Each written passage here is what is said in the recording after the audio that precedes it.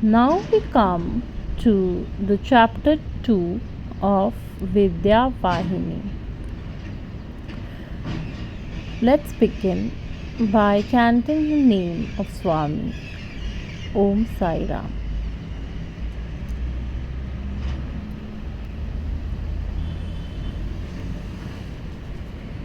Heeding advice and correcting behavior.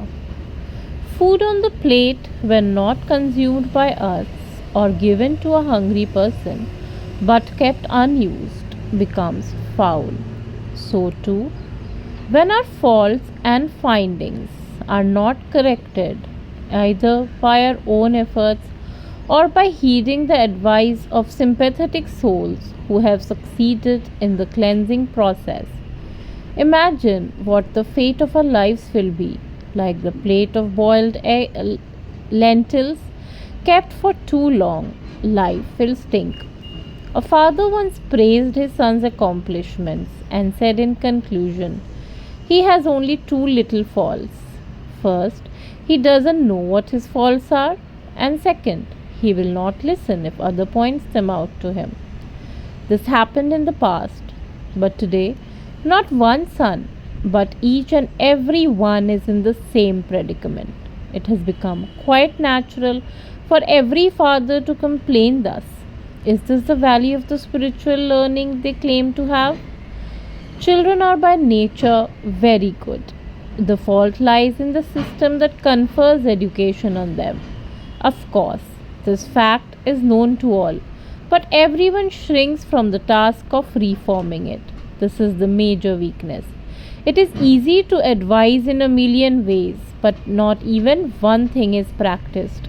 The system has to be transformed from the primary school right up to the universities.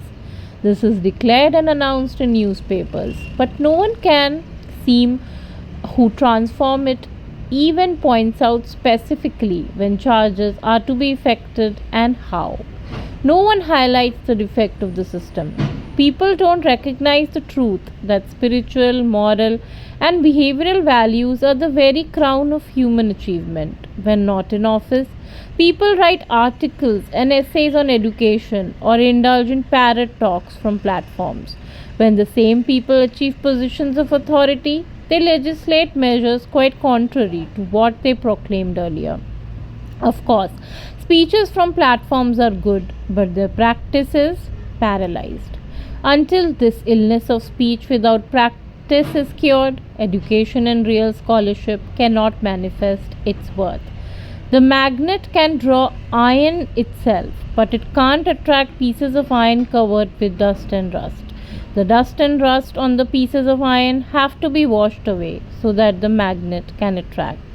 Similarly, when the mind is polished clean, the effect will be, as the poet says, a great soul Mahatma whose sign is one thought, one word, and one deed. The harmony of these three is the best proof of the worth of humanity. The unique worth is now being disclaimed by people through their own volition, through unawareness of the genuine spiritual soul that ought to be learned. Sugar water versus plain water. Many scholars, pundits, and experts flourished as contemporaries of Ramakrishna Paramhansa, but awareness of the Atma failed to illuminate them to any extent. As a result, the name of the scholars, pundits, and experts are not heard today. Only the name of Ramakrishna, who could not claim scholarship in any material or objective field of knowledge, has spread all over the world. Why? Sugar water and plain water look the same. Drink, then you distinguish the one as sharbat and the one as just water. Paramhansa's words, which are full of divine wisdom, are the sharbat. The word of scholars, which are soaked in textual scholarship, are the plain water. Pretentious pundits who have only pursued the pages go after monetary gain, but don't rush towards the divine. Matchsticks that have fallen into water cannot yield fire when struck, however vigorously you try. Besides, they spoil even the box that holds them.